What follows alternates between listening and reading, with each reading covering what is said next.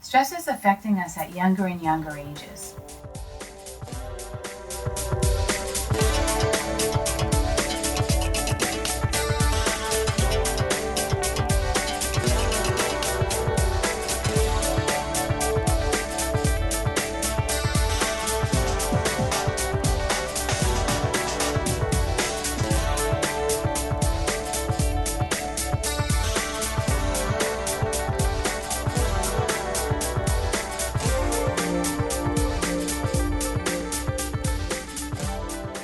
Unfortunately, stress can sometimes lead to suicidal thoughts. Part of the reason is all the gaming and the internet. It just has our kids always going, as opposed to relaxing or playing outside in nature, which is so calming to the soul. Stress is actually one of the top 3 leading causes of death in today's youth.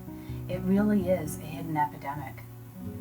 So I find myself helping a lot of males in their 20s that have suicidal thoughts. The reason it's so many males is because often males don't express their emotions as easily as females do. So I want to tell you about helping a guy in his 20s and what happened with him. He was 26 years old, without a job. He was living in a very unhappy family atmosphere.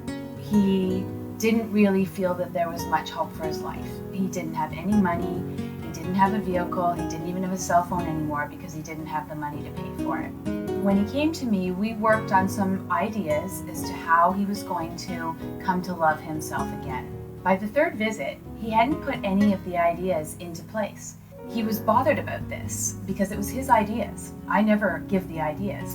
And I said, no, that's fine. What this means is that you haven't forgiven yourself for something that you did in the past. As soon as I said that, he closed his eyes and his head went back and he said, I was accused of rape.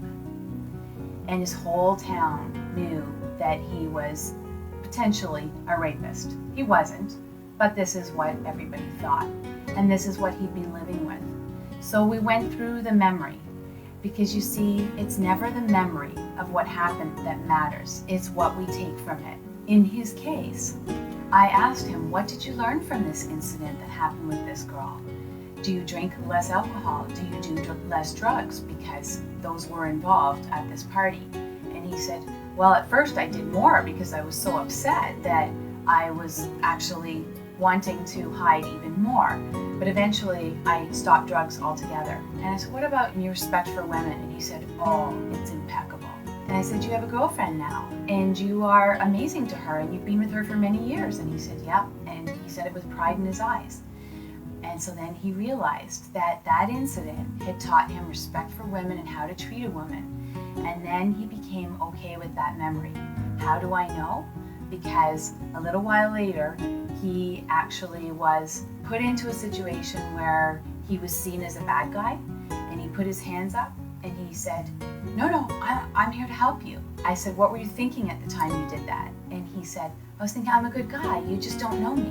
And I knew at that point that he had been healed of his past memory. And after that, he went on, he got a job, he moved out of his home, he's looking at life in a whole new way. And he comes to me still just to make sure he stays on track, because he never wants to go back to that dark place again. And it's an absolute honor for me to help these people that are stuck in life and just are letting all their challenges overtake them instead of looking at the lessons they're learning from those challenges and helping them move forward. For more information on my life coaching, please go to theresourcefulmother.com. I look forward to being a resource to you and your family and connecting you to health and happiness.